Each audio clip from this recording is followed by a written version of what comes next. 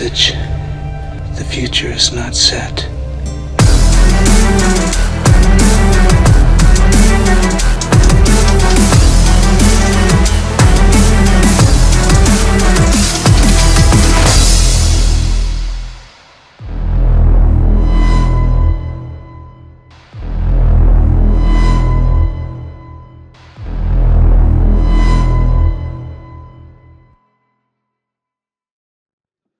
Good afternoon, everyone. Quick question for you all. Can you hear me in the back? Raise your hand. How about up front? Can you hear me okay up front? How about everybody raise your hand right now if you can hear me? Now say hallelujah. How many of you have gone ahead and felt like an imposter in your position before? How many of you have felt overwhelmed by your job? That's pretty typical, don't you think? It's weird. We're all smart people. Everybody looks at us as the smartest people in the room, and we all know that we're not, and we all know that we feel that we're faking it. Why? Well, we'll discuss that in How Do You Eat an Elephant? Bite by bite.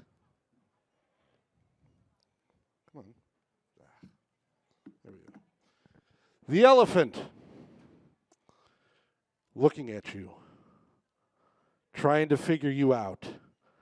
Why is it an elephant? Because it's your job. It's security. Why is security this big elephant that's looming over us? And that's where the problem comes in, is it's the elephant in the room. It didn't always used to be the elephant in the room. No. That's from 2022. I snagged it from a website, a blog from 4 and 6 lady. Shows at the time in 2022 all the different areas that you have of InfoSec, of cybersecurity. Every single little area there. It didn't used to be like that way. How many people here remember when security was just an outside perimeter with some firewalls? Miss those days, don't you? Used to complain up the yin-yang about the firewalls, and nowadays it's like, why can't we get back to simpler times? Because like anything else, time moves forward. And what's happened is that we can no longer be that general practitioner that knows everything. You can be a general practitioner, don't get me wrong. You can go ahead and be somebody that knows a lot about certain things, but there is no way, and I don't care who you are, and you cannot convince me, the smartest people in this room cannot know everything. And it's something that we've gone ahead and lost track of. Great Groucho Marx once said, "One morning I shot an elephant in my pajamas. How he got in my pajamas, I'll never know." And that's what we're trying to do right now, is we're trying to shoot that elephant in our pajamas. We're trying to shove all that stuff. We're trying to shove the firewalls, the everything else into this one small box, and it doesn't work. It does not work at all. We have to take a look at stuff. We have to break stuff down. We have to get at this elephant and take it bit by bit. How many people here have actually eaten an elephant? All right, how many people here have eaten a huge-ass steak?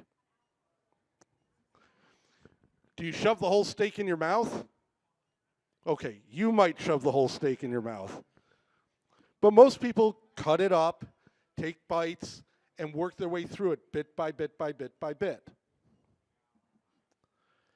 The first and foremost thing that we have to remember is, again, we don't know everything. And you have to admit that to yourself. Not only do you have to admit that to yourself, but you have to be okay with that idea of not knowing anything. Asian philosophy says the first step to true knowledge is admitting you don't know. You cannot fill up a filled cup. The cup has to be empty. You have to admit that you don't understand this stuff. Now, where does this all lead to? And why am I even talking about this? It's a matter of our lives. We saw how many hands got rose for burnout, for being overwhelmed, for being an imposter. All of this is contributed by the weight that gets put on us by this whole thing. And it's our own fault because we're too smart and we're too curious. We have that hacker mentality, that hacker mindset, that little itch that has to know a little bit more here and a little bit more there and a little bit more here. And that starts working against us, much to our chagrin and much to the way that we don't realize. So let's break things down. When you go into a new job or even at your current job, I like to think of breaking things down in this way, at least from a blue team perspective, which is where my background lies. First off, learn what's critical to defend. If it's not a critical system, it should be a second tier. This is how we prioritize and start taking the chunks out of it. First off, learn what you need to really defend. Second, depending upon the size of your organization and the amount of departments, learn what departments you have to deal with and what they do. We are thought of as the no people. No, you can't have this, it's too insecure. No, you can't have that, it's too insecure. No, you can't do this, it's too insecure. What if we said no but? Because we've got contacts inside of those departments, we understand what they're actually trying to do, and say, no, we can't do this way, but let's see how we can do this in a secure fashion. I used to work at a company, and we had to deal with an FTP connection. And we set up hundreds of these FTP connections to our areas and stuff, and each one of them had their own little things. Started to set up a new one, and this company wouldn't give us anything for SFTP. And I kept saying, no, let me talk to the company over there. I understand that we need this data, we need to be able to go back and forth with them, but they're not hearing what we're saying. We're saying we want to do this, but we need this security level, we need this key to go ahead, key exchange to work. Why is it not working, and why are they not willing to work with us on it? Well, after about a week and a half of going back and forth, I finally got the key. We got everything all set up properly. It turns out they hadn't updated their system, so the current level of keys weren't working properly. Once we got the key problem solved, boom, everything went. It took an extra week and a half, but we were willing to work with the department and tell them, listen, we want to do this. We're not saying that you can't do this. We're saying you can't do it in this way, so let's find the better way of doing it. And finally, you need to prioritize what needs to be done, and that is a horse of its own nature. I mean, think about it. You go ahead and you say to yourself, I'm going to go ahead and I'm going to work on getting an inventory taken care of and see where my vulnerabilities are in this set of software.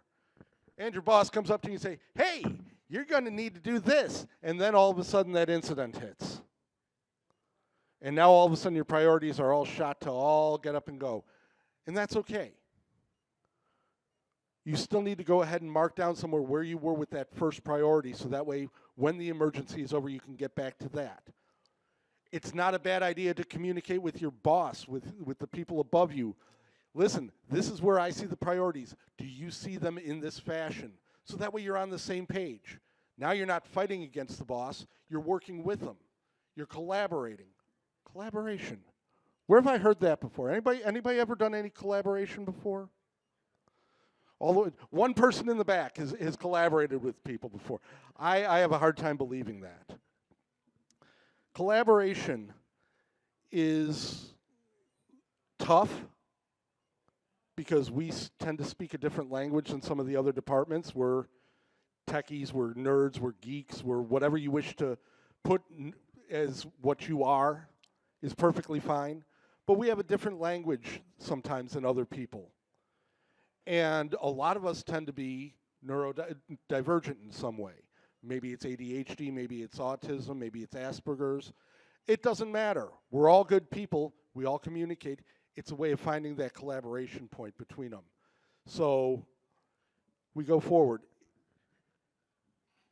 Then we have the perfection problem.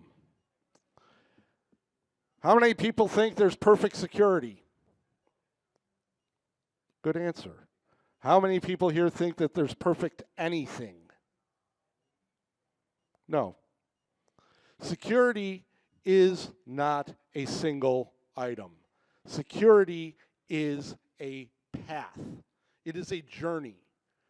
And in that journey, you might sometimes take large steps, but a lot of times it's going to be a very small step here and there. And one of the things that we do to ourselves as far as that, how many people here think EDR is a piece of junk?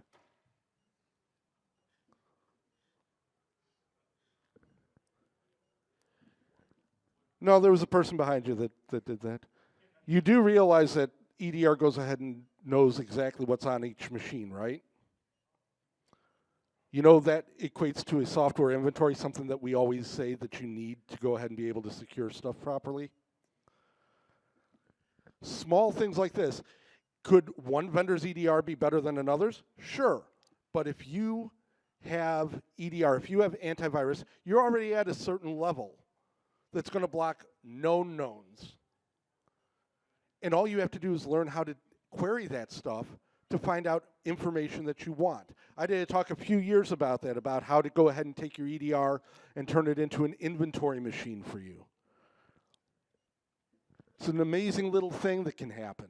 All of a sudden, you know what software's out there. You know what software you've got. You can query these machines through the EDR. You can query the machines through what information you get into your SIM. Now you're not trying to reinvent the wheel and trying to fight to go ahead and get an audit done on each and every individual machine. If they've got EDR on it, you've got the data. You just need to be able to access that data. These are the small steps forward that lead to you being more secure overall and lead to you going ahead and tearing your hair out less. And believe me, I know about tearing hair out. It is not fun. It is also the way that we burn ourselves out, is by trying to do too much. We need to take those small bites. We need to take that little step of, okay, I don't necessarily like EDR, but I will work with it and I will use it as a tool, because each tool has its place. They say defense in depth is the way to go. Well, you're not going to like every level of defense in depth. You're not going to necessarily agree with everything. You're going to want to say there's a better way of doing it, and that's fine. And that's fantastic. But until you've got something in place there, you're just going to spin your wheels if you don't use the tools that you've got. Am I going to spend 20, 30 hours writing a Python script to go ahead and reach out and hit every single machine in my company to go ahead and pull data from it? Or am I going to use a tool that's already giving me all that data, as much as I might loathe that tool? We got to get out of our heads. We got to stop realizing that, yes, while we are smart, our brains work against us. We've got to be willing to take that step back and slow down and take that deep breath. You get an alert when something hasn't communicated back from the machine. There's a small little step in being secure. You go ahead in a SIM, and all of a sudden a firewall's not reporting back. Now you've all of a sudden got to wonder, is it failed open or is it failed closed? If it's failed open, you've got a problem. But now you've got a machine that you can actually take a look at and wonder what's going on with it. This is above and beyond vulnerability management, above and beyond a lot of the other stuff. But it's essential. But it's a byte. It's a single individual byte. And you've got to prioritize those bytes and take that small step and take that small victory. Oh, yay, I figured out that, hey, this machine has a little bit older version of Teams on it that is still susceptible to X, Y, and Z because my EDR went ahead and said something to me in its inventory, and whether it's Tenable, Qualys, or what have not for vulnerability management has said that I've had this vulnerability floating around. But wait a second. I don't have a way to get into that. There's a chain involved with it. Okay, now I can put that onto the back burner and go back to working what I was working on. It needs to be patched, yes, but it's not necessarily high priority. There are so many ways that we can make our lives easier by getting out of our own heads and turning around and saying, okay, I've hit this wall. Somebody help me, please. And where you work, it might not be somebody where you work at. You might be the department. But there's things, there's ISACs, there's ISSA, there's groups, there's conferences. There's all sorts of places that you can turn to in Discords, in Slacks, what have not, where you can ask a question. You know why half of us don't ask the questions? How many people are scared to go ahead and be honest here, and I will raise my hand on this one, are scared to ask a question because you think it makes you look dumb? The only dumb question is the one that's never asked. You might get a silly answer back. You might get a jerk on the other side that says, yes, that's a dumb question. It's not. If you don't understand it and are looking for true understanding, it is never dumb to ask a question. All you're doing is putting more stress on yourself and not getting the work done that you need to get done. So you can move on. So you can learn something new. Oh, wait a second. Didn't Johnny Christmas talk about learning something every day? How many people saw Johnny's keynote today? How many people remember Johnny talking about you should be learning something every day? And you should. What's the best way to learn something? Ask a damn question. I know so little. I see people out here that I've looked up to throughout my whole career that have helped me by me asking questions. And sometimes they joke with me about it. But in the long run, they'll help me out or they'll lead me to finding the answer, and not necessarily give me the answer, but lead me down the path to figure out the answer. And that's just as important as getting an answer itself. How many people here think certifications are dumb? Certifications aren't dumb. The process of getting certified sometimes is dumb because it's a lot of memorization. It doesn't teach you to think. It's the same problem we have throughout society. People are looking for answers without looking how to learn to answer the question. And again, that adds on to the stress. So now you think that asking a question is dumb, so you're not going to ask a question, but you see somebody else that knows the answer, so you think that you're an imposter and stupid because they know the answer and you don't, because you're a smart guy. You're in a field which is filled with smart people. Is that fair to you? No. So you take the little bite and you ask the question. And you learn a little bit. And you move yourself forward a little bit more.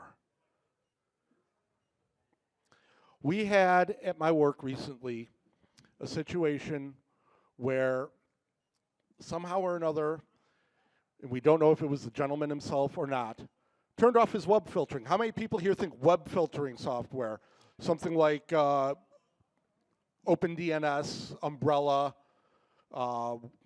Zscaler, some of these web proxies that'll go ahead and filter out websites for you, are worthwhile? How many of you feel that it's worthwhile? How many of you would like to take that thing and chuck that hunk of junk out the window? In this case, it showed that it was worthwhile. Why? Because it got turned off. And we could never figure out whether it was the guy himself who was a dev and had local admin rights because he's a dev and devs need local admin rights to do their stuff. No, they don't. They just need a better way of doing it. So he goes ahead and he turns it off. Then he goes to some website to watch anime that's an unreputable website and winds up with a virus on his machine that the EDR catches and alerts on while I'm at a hockey game with my kid. Situation got taken care of real fast between myself and my boss. And I didn't have to leave the hockey game early with my kid. We still got to go ahead and have fun with it. But this is a little piece of software that people don't think does much. When I went ahead and started trying to figure out how this stuff came in, I went into a sandboxed environment that I put on my web proxy on there and went ahead and went to it and tried to go to this site, and sure enough, Cisco Umbrella, and I will use the name on this one, blocked the site. If it was working, he wouldn't have gotten that virus. This is what I'm talking about. We get inside our own heads. We think that something's stupid. We think that something doesn't work.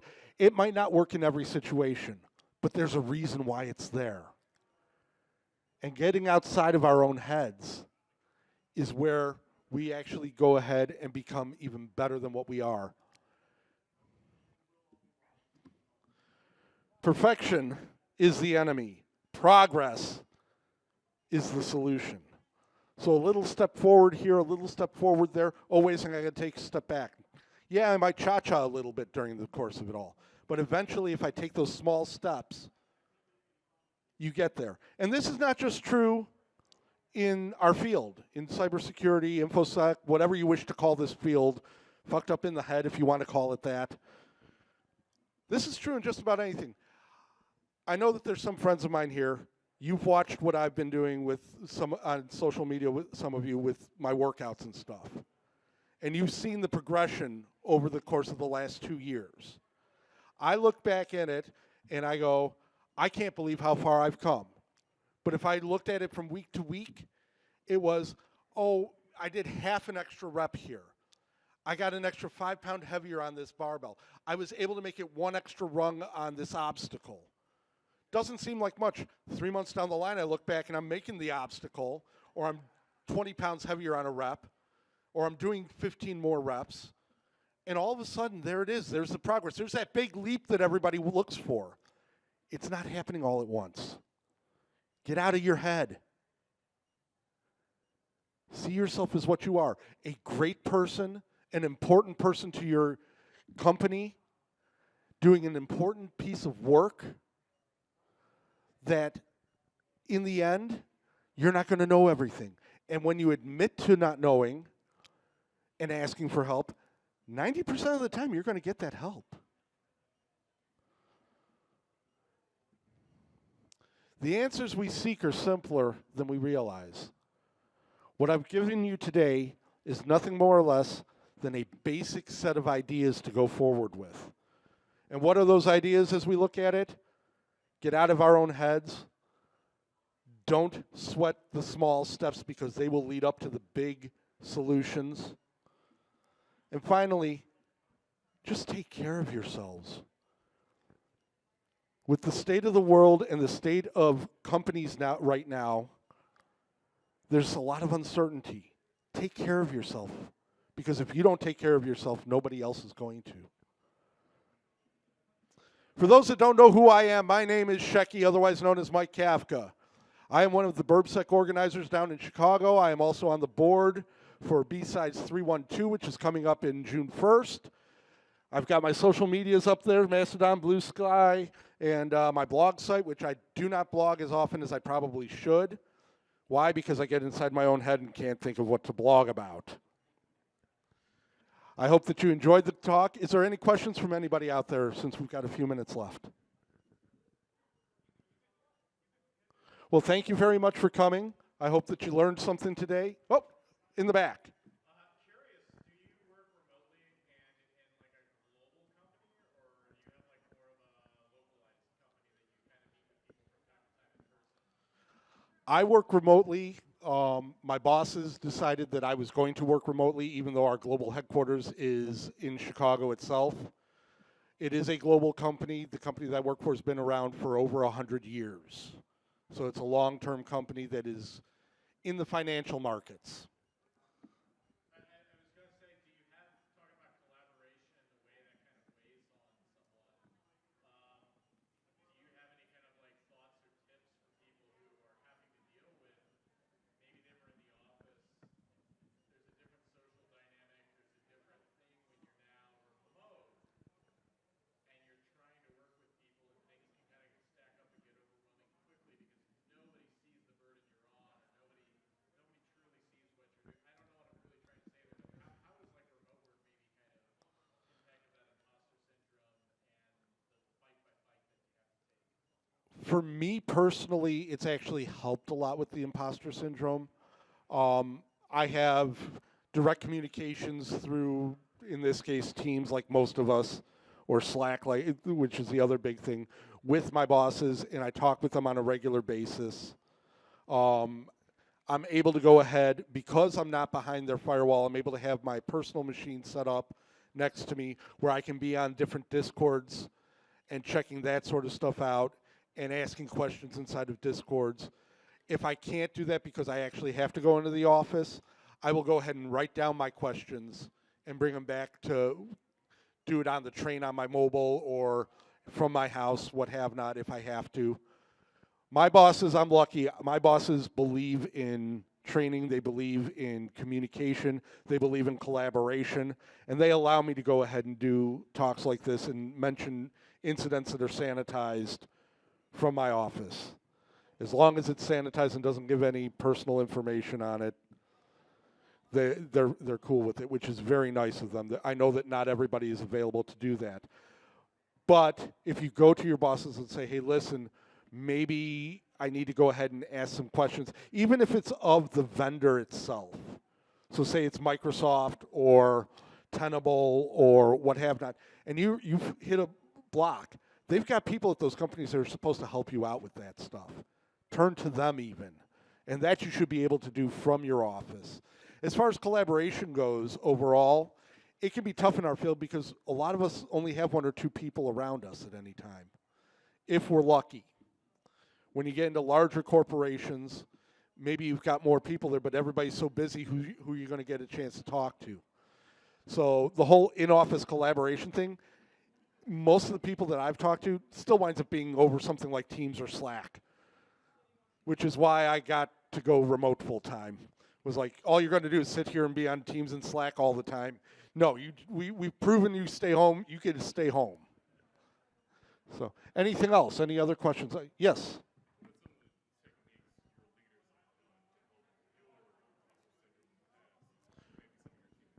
What are some of the techniques my leaders have done that my leaders have done to help my imposter syndrome? They've believed in me. They've shown trust in me. They've turned around and asked me the same question 20 million different times, and I've answered it. I think probably the biggest thing is that they've gotten to a point where and it took about a year of working under them, where they really started to trust me and my knowledge. And the fact that I could go ahead and find, if I didn't know the answer, I was willing to find the answer wherever it took. And that's where they got helped me out with my imposter syndrome. I still have imposter syndrome, don't get that wrong. I'm just very good at keeping it at bay at this point in time because I've got the support of friends and family and especially people in my office. Any other questions? We've got another minute or so. Yes?